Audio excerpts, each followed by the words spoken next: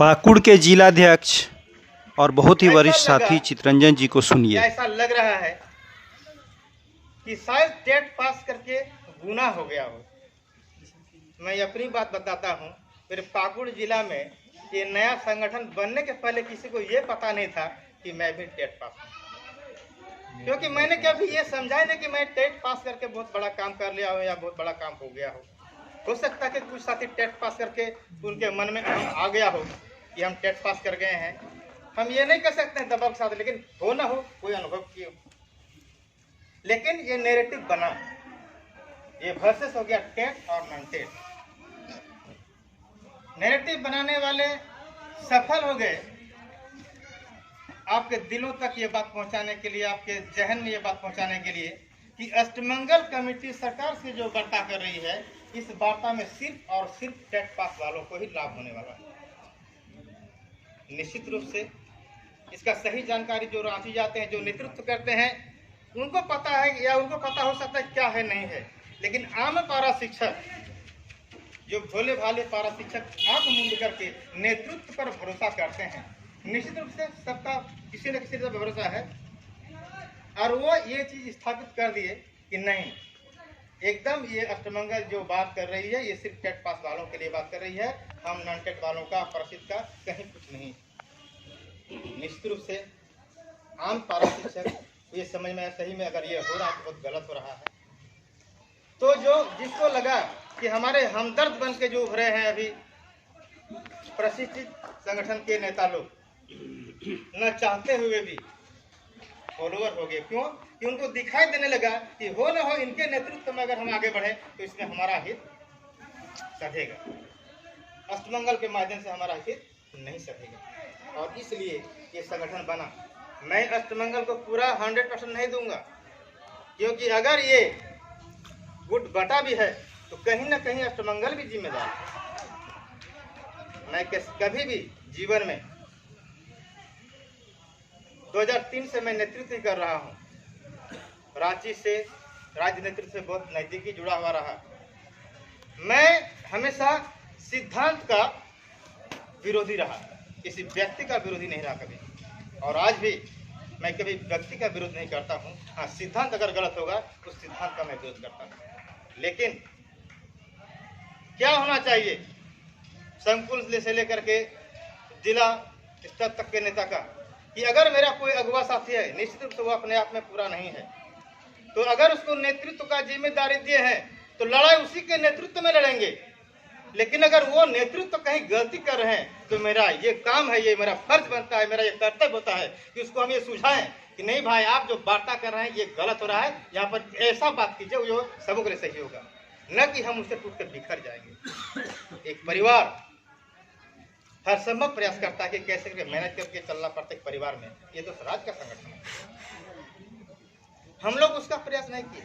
मैंने अष्टमंगल को ये कहा था कि अगर 4 संगठन का समन्वय होकर के एकीकृत बन सकता है, अगर इन लोगों को लगता है, ये प्रशिक्षित गुटों को लगता है कि जब आप प्रशिक्षित शिक्षकों का जो है मांग को नहीं रखा जाता है, उसका हित की बात नहीं की जाती है, और इस जब इतना अप्रशिक्षित शिक्षक है और ये मान रहे हैं कि नहीं सिद्धि को विकास चौधरी या फिर उस ग्रुप के जो नेतृत्व करता है उनके बात का अगर यकीन है इन लोगों को, तो क्यों न जब वार्ता में जाएंगे तो अष्टमंगल हो सकता है, तो क्या 10 मंगल नहीं होता? लेकिन अगर 10 मंगल बना करके वो 2 इस गुट का आदमी को भी अगर घुसा देता है, वहां बात क्या होता है नहीं होता है। अगर वो लोग बात नहीं करता तो उस बात को ये लोग रखता, क्या होता? ये झारखंड में टूटता तो नहीं संगठन। ये जो 2 गुट हो गए हैं ये होता नहीं ना। मैंने ये सुझाव दिया था।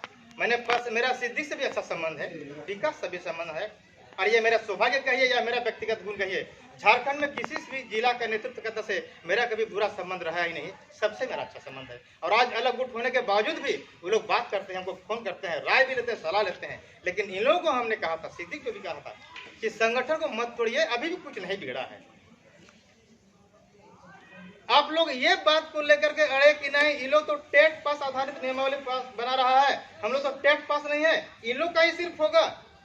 तो हम लोग छत्तीसगढ़ का जो है अनुभव के आधार पर लेकर लड़ेंगे, और हम लोग अनुभव के आधार पर ही हम लोग मांग पूरा करेंगे।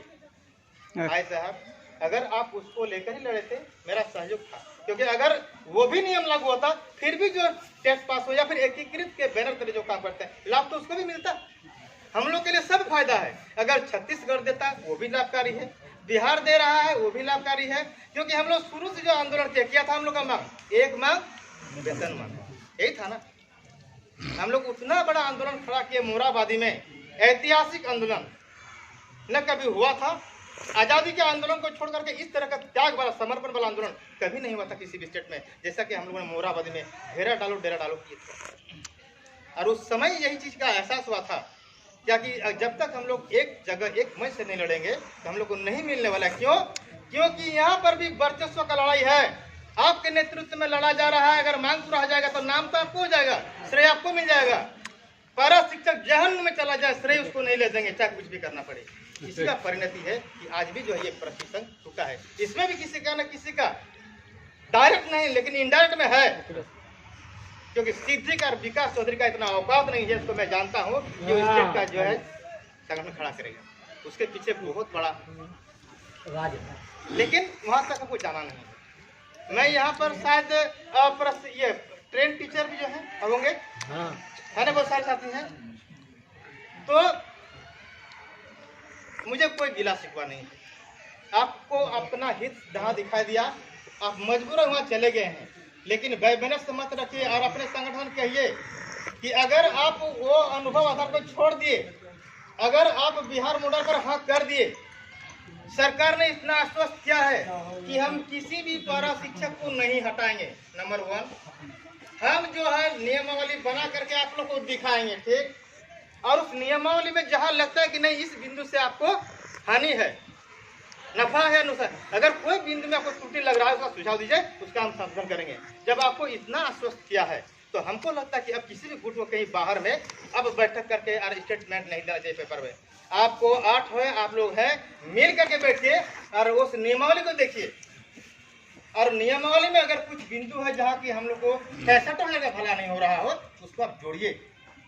क्या स्लैब नहीं होता है क्या? जो ग्रेजुएशन किया, अगर स्लैब बनेगा तो जो ग्रेजुएशन किया उसको ज्यादा नहीं मिलेगा, 500 मिले, 100 मिले, 1000 मिले, मिलेगा ना। इंटर को कम मिलेगा ना, मैट्रिक को कम मिलेगा ना। अगर आप ट्रेंड है तो उसका अलग होगा ना, अनट्रेंड उसका अलग होगा ना। तो जब इस चीज को मान के हम तैयार है कि जो है ग्रेड तो होगा ही, एक स्लैब तो होगा ही, लेकिन कब होगा? जब हमारे लिए कोई नियमावली होगा। एक बात बताइए कि आप क्या हैं? आपसे मेरा आप तमाम लोगों से सवाल है कि आप क्या हैं? क्या है आप?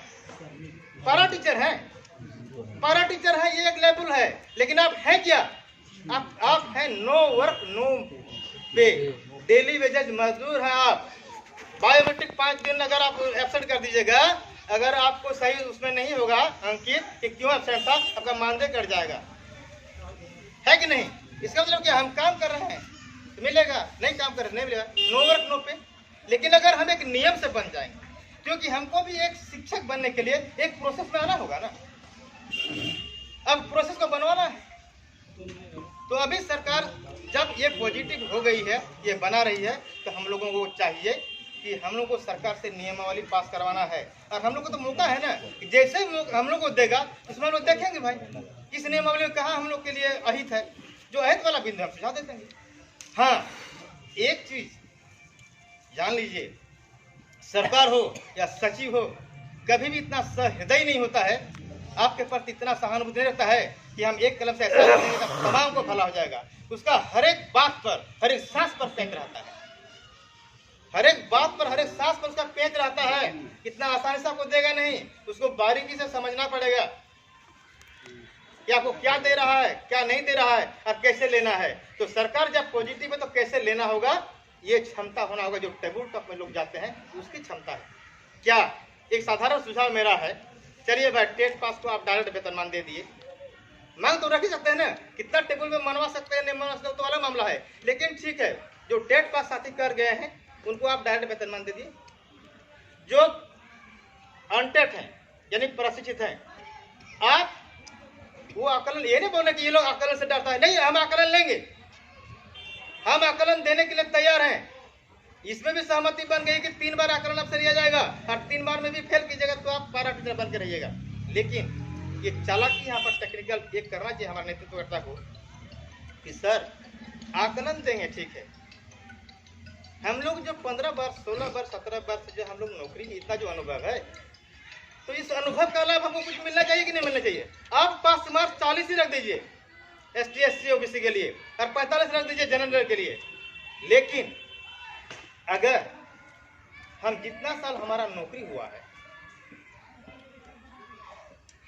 अगर उसका हमको एक एक नंबर का वेटेज मिल जाए, यानी अगर हमारा 10 साल नौकरी हुआ है तो 10 नंबर, अगर परीक्षा में हम 30 नंबर भी ला लेते हैं तो 40 हो जाता है। तो कुछ वेटेज भरने का ये प्रयास करना चाहिए हमारे नेतृत्वकर्ता को कि आप लीजिए 40-50 का, लेकिन सर इतना दिन जो हम अपना सर्विस सेवा दिए सरकार को, इसका हमको वेटेज मिलना चाहिए। अब वेटेज का आधार क्या होगा? हम लोग मांग करें जिस दिन से हमारा नियुक्ति हुए उस दिन से दीजिए, हो सकता है कि वो लोग अड़चन लगा दे, नहीं आप जिस दिन से ट्रेंड है उस दिन से देंगे, लेकिन कुछ भी होगा, कुछ तो मिलेगा अगर वेटेज ले लें। हम इस पर जोर दे सकते हैं कि जब तक आप आकलन नहीं लेते, क्योंकि सरकारी वाला मामला है ना, एक आकलन अभी ले लीजिए फिर एक आकलन कब लीजिएगा, बहुत बना है। तो जब तक आप आकलन नहीं लेते हैं इसको वेतनमान दे दीजिए, लेकिन ट्रेन टीचर को कम से कम 30%, 25%, वो आप क्षमता पर है, कितना ले सकते हैं कि उतना मानदेय आप बढ़ोतरी कर दीजिए।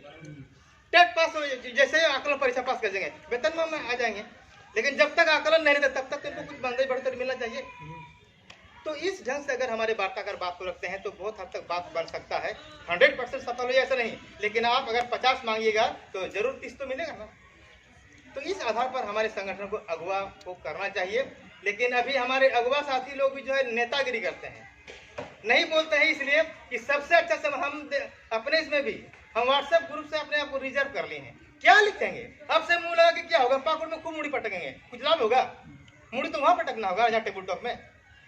अब क्या होता है, यहाँ अगर आप कुछ लिखते हैं सोशल मीडिया पर तो आपसी बैबनस बढ़ जाता है। आप कुछ लिख दीजिए, आप कुछ लिख दीजिए, वो गाली दे रहा है, वो नीचा दे रहा है। और अभी जो हो गया क्या कि आपको नीचा दिखा के हम अपने आप को ऊपर करेंगे, ये वाला सिस्टम हो गया है। इसीलिए यहाँ पर जो भी साथी हैं, चाहे वो टेट हो नॉन टेट हो, हम एकीकृत के बैनर तले हैं, एकीकृत पर भरोसा रखे थे, और एकीकृत जो है 4 संगठन का समन्वय है, और अष्टमंगल में भी जो है टेट भी है नॉन टेट भी है। कोई नहीं चाहेगा कि अपना पेट में कोई लात मारे। हाँ, वो लोग इतना दिन से बात कर रहा है, सचिव स्तर पर टेबल तक करना उतना आसान बात नहीं है जितना यहाँ पर जो गरज के आप बोल देते हैं, ये मिलना चाहिए। और सबसे बड़ा दिक्कत क्या है कि हम 65,000 पारा शिक्षक हैं तो 65,000 प्रॉब्लम है। जब हम नेतागिरी करते हैं तो हम सर एकदम ये बिंदु जरूर पाइएगा, क्योंकि उस बिंदु में उसका निहित है लाभ। अब आपके पास ये आप बोले क्या सर, नहीं सर इस बिंदु को भी जोड़वा दीजिएगा, और ऐसे करके जब जोड़ने लगते हैं ना तो 65,000 बिंदु जुड़ा जाता है। क्या ऐसा होता है? क्या नियमावली बनता है कि नियम बनता है? उस नियम पर आप आइए। क्या 2013 में जो टेट पास किया शिक्षक का निकला, जो टेट पास वो भरे, उनका नौकरी भी हो गया। क्या कोई विरोध किए थे? किसको मना था? हम ये संतुष्टि कर लिए थे भाई हम टेट पास नहीं किए हैं, और जो नियमावली था उस नियम के तहत हम नहीं आए तो संतुष्ट कर लिए। लेकिन आज क्या हो गया, अरे साला वेतनमान मिलेगा टेट पास को। नहीं, मेरा नहीं तो तुम्हारा भी नहीं, चाहे जो भी। इस नीति पर कायम रहे कि मेरा नहीं तो तुम्हारा नहीं। मैंने कैसा हो गया, 2 पत्नी थी, दोनों सौतन थी, एक बोल रहा है सारा जो भी जब तुम्हारा भटार मरना चाहिए, भले हम मतलब विधवा हो जाए, यही ना। दो है, एक हस्बैंड एक बीवी, दो बीवी एक हस्बैंड, दोनों लड़ रही है। एक हस्बैंड एक का पक्ष लिया तो क्या दूसरा क्या बोल रहा है, हम विधवा हो जाएंगे मंजूर के साथ, तुम मरो। किसको कष्ट देने के लिए? उस औरत को कष्ट देने के लिए। लेकिन ये नहीं पता उसको है कि ये मरने से दोनों को कष्ट होगा। आज हमारे प्रसिद्ध का ग्रुप और ये एकीकृत में यही स्थिति हो गया है कि तुम नहीं तो हम भी नहीं, ऐसा होना चाहिए। तो कितना बोले, वो बैठक इसी दर्द का था कि हम लोग अलग क्यों हैं।